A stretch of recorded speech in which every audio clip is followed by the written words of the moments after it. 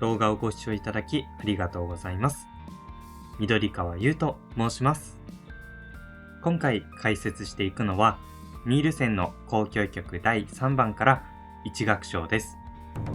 この動画をご覧いただくことで、1楽章の流れをざっくりと把握できるはずなので、ぜひ最後までお付き合いください。それでは早速聞いてみましょう。解説も合わせて画面に映していきますので、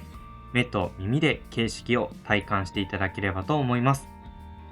それではどうぞ。